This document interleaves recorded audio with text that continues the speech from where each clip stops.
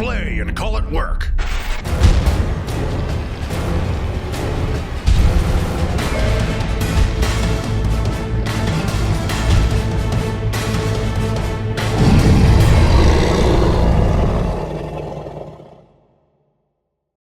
Hey everybody, Matthew here with everybody else from MiniWarGaming.com. Well, almost everybody else. All the content producers, and Lee, minus Chris, because I guess he's a content producer too. And welcome to Augustine's Wreckage, our Armageddon / Necromunda narrative campaign. So we've been building up to this for a while. We've actually, at the time of filming this intro, I've already filmed a lot of the games, and we've been having a riot, and it's been so much fun. Essentially what this campaign is it takes the rules of Armageddon, and it takes the awesome campaign system of Necromunda, and then makes some new custom factions for each person. And the setting is totally different. It's not Armageddon, it's not Necromunda, it is Augustine's Wreckage. I've actually made a separate video that tells you the story of Augustine's Wreckage, and you can find a link in the video description below. I want to give a huge shout out to YakTribe. That's YakTribe.org. I'll put a link in the video description below, because the community at YakTribe is responsible for the Necromunda Community Edition, which I used heavily for this. They are also responsible for Inquisimunda, which is a combination of the old Inquisitor game with Necromunda. I used that to build the factions. So I didn't build these from scratch. I actually built them using the rules from Inquisimunda, which has been very helpful for that. It also includes a psychic system as well that some of the factions actually use. So a huge shout out to them. Links in the video description below to their website, where you can find all of these things for free, absolutely free. But to be clear, we're using Armageddon rules with the Necromunda campaign rules, with Inquisimunda factions, with a slight bit of homebrewed trading system to make it all fit together. I've actually published the rules. They'll be in the link in the video description below as well, so you can actually download the 30 pages of rules that we've used to combine all of this, to make all the factions and all the equipment and everything else. All that will be available below. Now, we have a special offer for you today, and then we'll get into the first game, which is actually between Dave and me. It'll be Chaos Cult versus Genestealer Cult. And the offer is that today, all of the battle reports are actually going to be for free. We're going to be putting out on average 3 per week. And today, all 3 of them are free. We had actually thought to do 1 free and then the other one's in the vault today, but we realized that since these games are faster, you're not going to get a full feel for how awesome this campaign actually is if you watch just the first game. So we want you to watch the first 3 games for free. And then next week, we're going to start having it 1 game for free, 2 games in the MiniWarGaming Vault. However, if you are not a Vault member right now, there is a link in the video description below, MiniWarGaming.com/special, where you can sign up for a free 7-day trial. And if you use that link to sign up for it before next week's Armageddon / Necromunda campaign games, then you will actually gain access to the entire narrative campaign absolutely free. Even if you end up canceling your Vault membership afterwards, you'll retain access to all the games. We're almost done filming it. I think we're going to end up with upwards of 48 games. So it is a huge amount of content that you're going to be getting. So it's about 4 months worth of content that we're going to be putting out. And if you sign up for the Vault in the next 7 days using the link MiniWarGaming.com/special, then you'll get access to the entire campaign, even if you decide to cancel your Vault membership. So why are we doing that? Because most people don't cancel. Once we get them in, give them a little taste, and they keep coming back.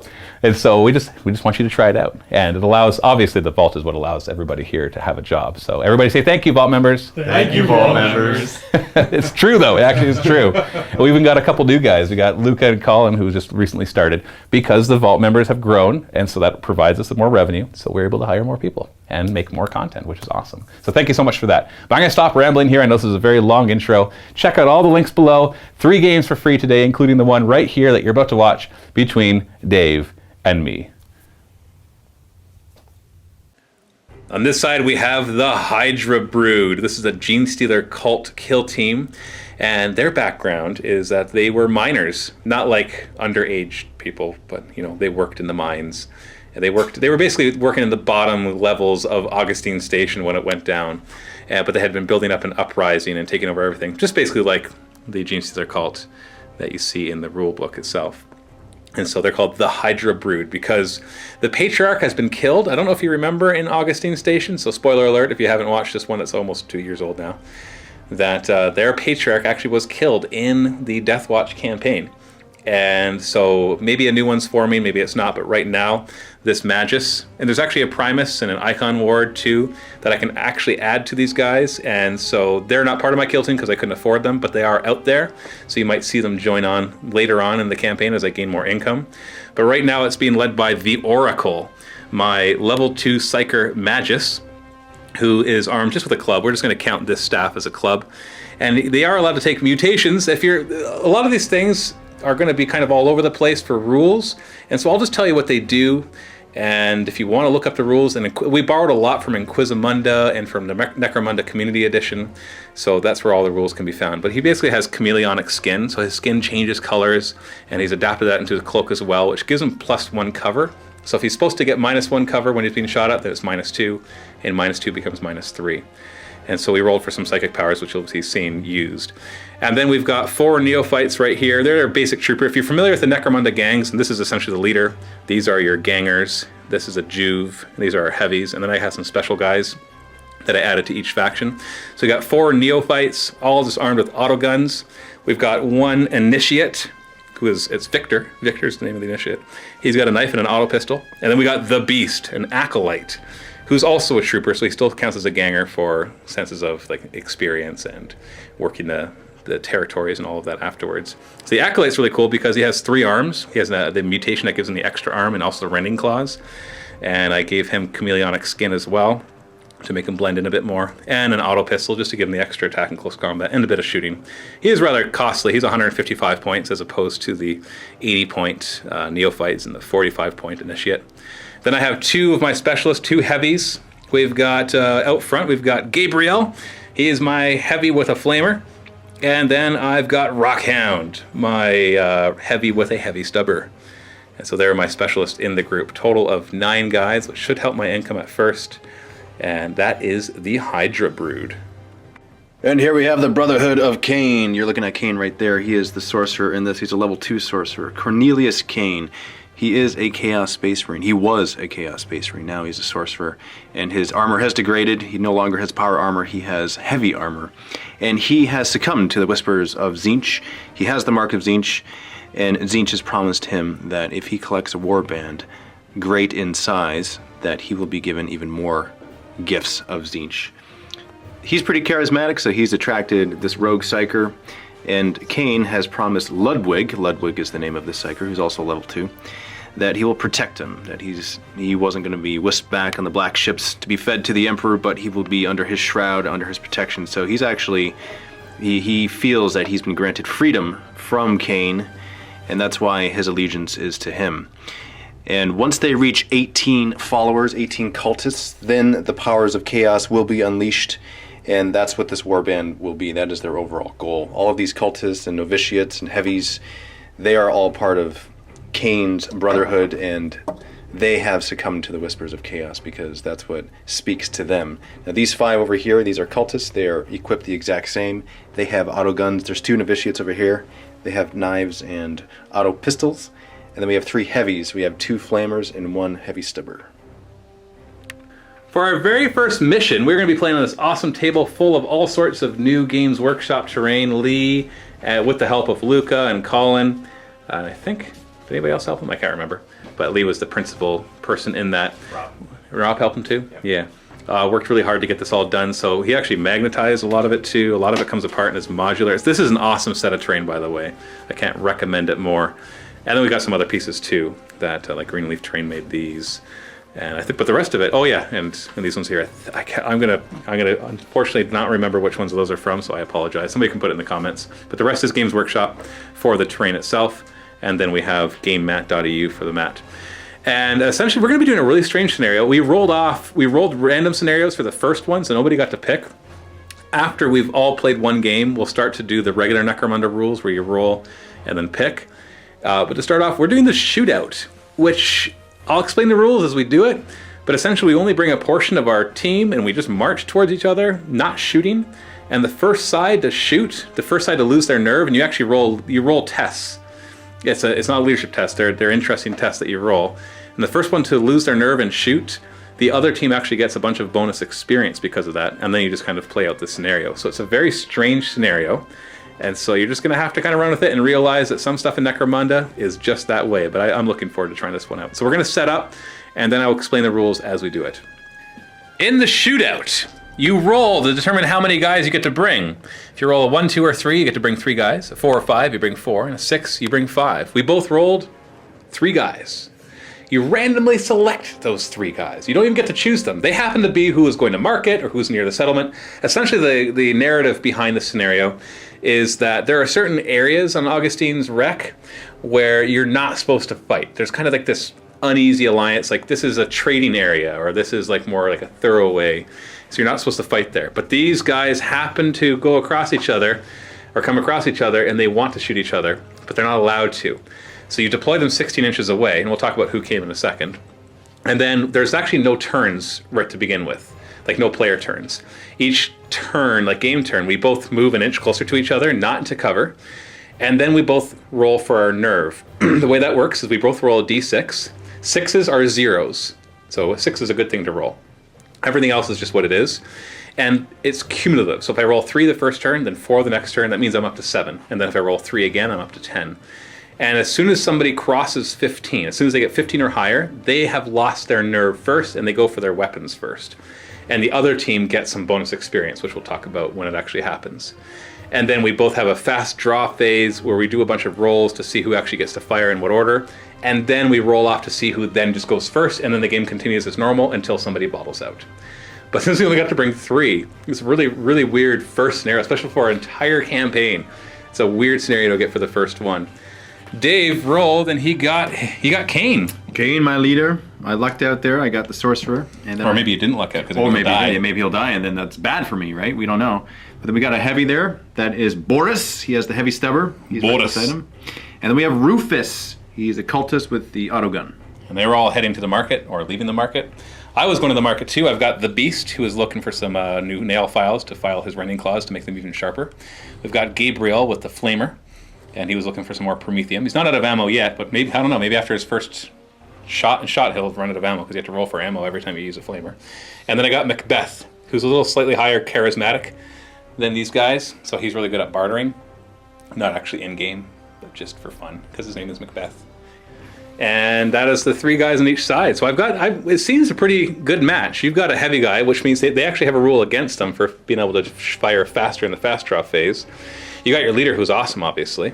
You won't be able to use psychic powers until the game actually starts after the build-up. But I've got my acolyte, who's awesome. I got a flamer, and then just a regular guy too. So we both have regular guys, and we both have a specialist, and we both have an interesting guy other than that. So we're just going to roll off and just see what happens.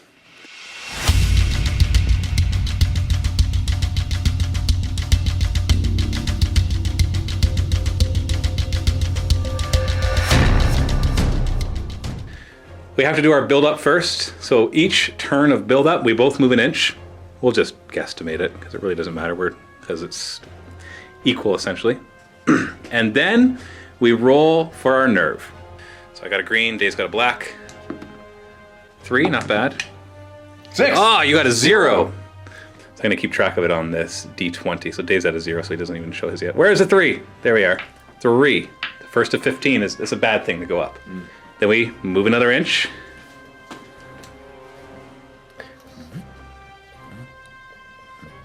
And then we both roll our nerve.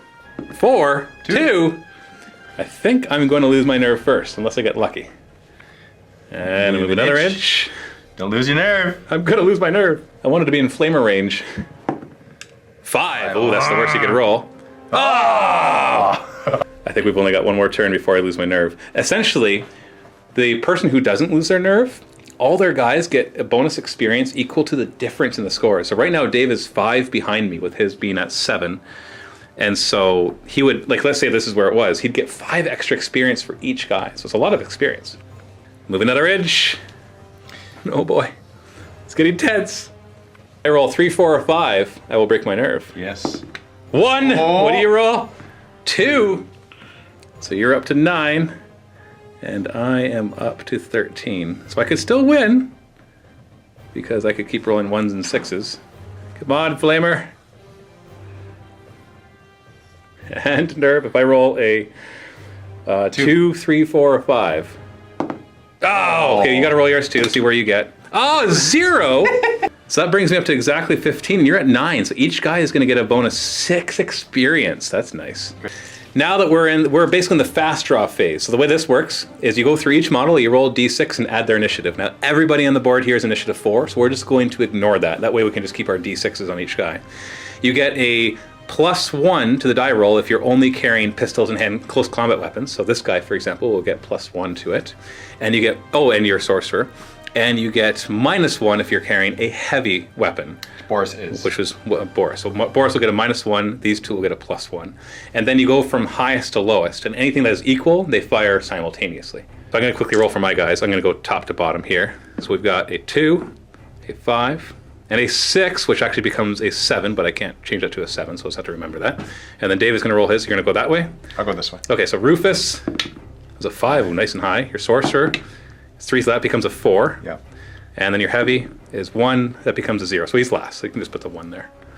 So my acolyte gets to go first. Now all we can do is a shot. That's it. And we resolve any break tests at the end of this phase. So if I take him down, for example, you don't do break tests right away. So he shoots his nearest target. You still have to follow the normal rules, so he'll fire at the nearest target, which is Rufus. Got my auto pistol. I'm within 8 inches, so I get +2. Obviously everybody's out in the open. And so my ballistic skill of 3 becomes basically a 5. So I hit on a 2+. 2+! I got a hit. So he's pinned. So we'll just remove this because he can't shoot. And then wound him on a 4. Nice. And he doesn't have any armor, right? Nope. So injury check. Oh, he is down. So that's 5 experience for my acolyte, for the beast. Next up is my flamer. Oh, he's totally under it. So he is pinned, which means he won't be able to fire. Wow, this will be over really fast. So we'll just take that off. So it's a strength 4 -2 armor. So we're looking at 4s to wound. Oh, another wound. Normally a 4-up save, so it becomes a 6-up save, or 6-up invuln because he's Marquezinch. Nope, so he's got, does he have 1 or 2 wounds? 2 wounds. 1 wound. Just 1 wound. Okay, so we roll on the injury table. Oh, he's only flesh wound. Nice. And then we have 2 and 1, so he will fire at your stubber. And we're within 12-inch range, so I get +1 to hit, which means I'm hitting on 3s. Oh, 3 for 3 hits! Are you having fun playing with yourself here? That's lovely. Strength 3, so we're looking at 4s to wound. 3 for 3 wounds! Oh no! Injury check, and he is down as well. And so both these guys went down within 2 inches of him, so we have a break test for you to do now that the shooting phase is done, or the fast draw phase. So leadership test on him, leadership 9. He's fine, he's not broken. Now that that is over, we're gonna roll to see who actually gets the first turn. And I roll a 4 and Dave rolls a 5, so Dave gets first turn. So Dave, you have 2 out of 3 of your guys down or out, so you could actually, you have to do a bottle test. Do you want to auto-fail it, or do you want to actually try to pass it? I'm gonna try to pass it. Leadership 9, you did not bottle. Now, because he's a spaceman, he can test to escape pinning early if he passes his initiative test of 4. He does, so he just stands up and he can activate as normally. The other 2 guys can only move 2 inches. Kane's gonna get up. He's angry. He's gonna charge your flamer. Oh boy. The down guys are gonna crawl. Yeah. Why didn't we draw first? Well, there's no shooting phase, so straight to the hand-to-hand phase. Sorcerer versus specialist. Right. So I got 1 attack, you've got 2. I roll a 5, and you roll a 3 and a 2. Now you have parry. So on my sword, yes, I will absolutely get you to re-roll your attack if it's higher than mine. Well, hold on a second. You've got 2 close combat weapons, and 2, so you can actually roll a 3rd die. So would you like to roll a 3rd die then? Oh, yes. Okay. Another 3. So I will re-roll the 5 because you're parrying it. Oh, look at that! So it's 2 versus 3. Now we add our weapon skills. I am weapon skill 3, so I go up to 5. And you are weapon skill 4, so you go up to 7. And you charge, so you go up to 8. I don't think there's any other modifiers. There are not. So you beat me 8 to 5, which means you do 3 hits on me. We have to divide those 3 attacks between the 2 weapons, but in this case I have no armor, and they're both strength 4, so we can just roll all 3 of them together. 3s to wound. So it's 2 wounds, so just roll twice in the injury chart. See what happens. And you got him out. It actually 2+ would have got him out because we're in close combat. So that's 5 experience for you, and you can follow up 2 inches, and you can use that to go into base contact with somebody else. It doesn't count as a charge though, but it will prevent me from shooting you. Well, kind of. Now we're in the recovery phase, so we'll roll a recovery check for both of these down fighters. So beginning of my turn, I have to make a bottle test. I could choose to fail this, but I don't want to because I can charge you and see if I can just mess you up in close combat. Leadership 8 is my best leadership, and I do not bottle. Woo! Acolyte's gonna charge. Ah! Don't you take out Gabriel! The beast charges in. Is that his voice? Yeah, probably. Somehow, right after we said we were gonna do the recovery, we forgot. So we're gonna do the recovery for these two guys. So Dave, roll a die for him. 1 die? Oh, we forgot that he was down a weapon skill. You still beat me, and you would have killed me anyways because you had at least 1 2+. We've got to remember he's down a weapon skill. What? From the flesh wound that he took. Oh. So, is that Doris? That's Boris. Boris. It looks like a D on the bottom. Boris, or was his True Lies? I know, right? And he's still down, and the other one is also still down. So now we'll go into this. Now it's multiple combat, and since I outnumber you, I get to choose the order of them. I'm going to start with the Acolyte, because if he dies and... Oh, I forgot break tests. Oh man, we're forgetting so many things. When he went down, I have an immediate break test to make for this guy. Leadership 8, he's fine, and my Acolyte. Oh, Okay, good. Whoa. It was close. Oh, panicked there. And so they're both in combat, so I'm going to have the Acolyte go first to just avoid... I know the second person gets bonuses, but I think he'll have a good chance of winning this You're gonna give me a bonus? No, I get the bonus. You're second guy. My second guy. But if the first guy dies, then the second guy has to take a break test because he's within 2 inches of him.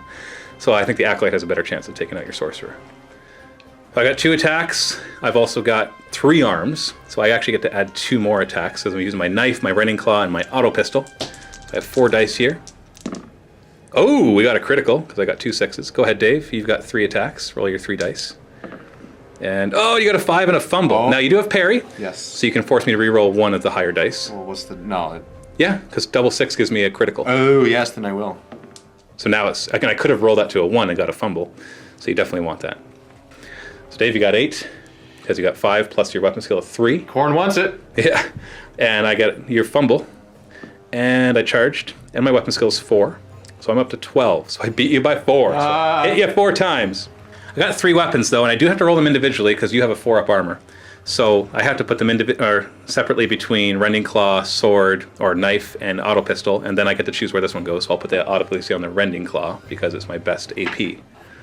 Start with the rending claw, strength 4. So 4 is to wound. Nothing. Wow. Then we'll do the knife, which is strength 4. That's a wound, and that's at -1 armor because it's strength 4. So you've got a 5-up armor save. Go down, go down. Oh, you did it! Auto pistol, wounds on a 5. Fail, fail, fail! Oh! Oh, it didn't hurt you at all. So now we're gonna do this combat, but I get a bonus attack die and a bonus +1 because we're on to the second one in an outnumbered group. So I get 2 dice because of the +1 attack dice from outnumbering you. Now, do I have to hit you, or am I hitting your beast? No, you're still. Now we're resolving this fight. Okay. So, oh, you fumbled at least. You can't parry me because I rolled lower than you. And so your fumble brings me up to 4. And then with my weapon skill of 3, I go up to 7. So I'm at 8. But you're at 8, so you beat me by 1. So you wound me on a 3. Ooh. Oh, good. So ongoing combat. So we go into your turn. So you have to do a bottle test. Do you want to choose the bottle, or you want to try to make the bottle test? I'm gonna try to make it. Oh, so you want to just fight on? Absolutely. Okay, leadership 9, or you're bottled. Oh, you stick around. Boris, where are you going, Boris? I will get my stew. I went to the market for it. And hand to hand. So I still outnumber you, so I get to choose the order. So I'm going to start with the Acolyte again. I still get my 4 dice to your 3, but I no longer get the +1 charge bonus. Do your worst. Only 5. Oh, with 4 and a... Reroll. Parry. Okay, that's right. You're going to parry. Yes, thank you for remembering that. I forgot that. Oh, it's a fumble! Yeah, fumble. We tied. So we actually tie, which means I'm going to win, because I have a higher weapon skill than you. The show off. Because your weapon skill 3, I'm 4, so I'm going to beat you by 1. So I hit you once. Rending Claw, strength 4. Oh, come on! And then we have, Macbeth. Macbeth. Wherefore dost thou not lose to my Acolyte, thou fiend of the infernal pit? I get 2 dice because I'm outnumbering you. 2-1! So you can't make me re-roll, so let's just throw away our 1s. Because we both get to add 1. So 5 to my 2, we're both the same weapon skill. Now you don't have to add it. We're both the same weapon skill, so you beat me by 3. All right. 3's to wound me. 3 wounds. Just basically 2+. Actually, no, not 2+. Roll the injury chart because you're outnumbered, so you can't just take him out of action. We got a 5, a 3, and a 1. So he is down, and he takes a flesh wound as well. Break test for my acolyte, who does not break. Recovery phase, Boris. Oh, a flesh wound. He's flipping over. Oh, I think I gotta get out of here. And your other guy, he's still down. Oh, so do I just bottle now, or do I try to take out? Oh, I should be able to beat him. But you know what? Not really. I've got 4 dice. You've got 3. And we have the same weapon skill. So it's really just down to the dice, which I'm not a favorite. I'm bottling. I am bottling. Because now that he's up, it'll take him another turn to stand up, and then he can start heavily stubbering any guys that are still alive. And I don't think I want to be around anymore. I'm not confident with my 4 dice to your 3 dice, especially since you're higher toughness than me. I have the same strength as you, but you're higher toughness, and you have an armor save, which saved you. You made that 5+. I did. So I'm like, nope! And you don't get to free strike him because it's just a bottle test, which means the game is just over and you win. Yes. Before we go any further, though, let's see if our down guys are actually out of action. So 4+, you're fine. Why don't you roll yours first? You're fine. And I'm fine. Good. Wow. So that was good for me to bottle it then. First off, I got to see if Gabriel takes any serious injuries. So the black is going to be the 10s. 64 horrible scars. The fighter recovers but is left horribly disfigured. His scarred and distorted features means he causes fear. So it's actually an upgrade. When you roll high on the 60s, 64, 65, and 66 are good. So he actually gains fear because he's disfigured so badly. Upgrade-wise, my Macbeth upgraded. Your sorcerer, Cain, and Rufus upgraded as well. He got so many experience because 10 just for winning the scenario. He got 10 from wounds. He got 6 for being a difference for the nerve, and that's it. I got experience on everybody from shooting your guys down, and 1 bonus experience for having a lower gang rating than you because it's based off of experience and cost. So that helped me a bit. I have one guy that the acolyte came 1 point away from upgrading, so next time he'll upgrade just for participating. Assuming he participates. So let's roll the upgrade. I roll a 2d6 on the advanced table, and I get 6, which is +1 weapon skill or +1 ballistic skill, but I randomize it, so 4+ will be ballistic skill. Sweet, +1 ballistic skill. Now your sorcerer, 2d6. Has a 6, which is +1 weapon skill or +1 ballistic skill, so randomize that. 4+ will be ballistic skill. So weapon skill. Ooh. So he's up to weapon skill 5. And Rufus, what is his upgrade? 2d6. A 7, which is +1 initiative or leadership. So roll a die, 4+ will be leadership. So it is initiative. So he's up to initiative 5. Nice. We're gonna work out income now off camera just because there's a lot of rolling to do. I've got 4 workers that can work and Dave has 5. Working at our income, Dave unfortunately rolled pretty low. I didn't make no money. Well, you got 15.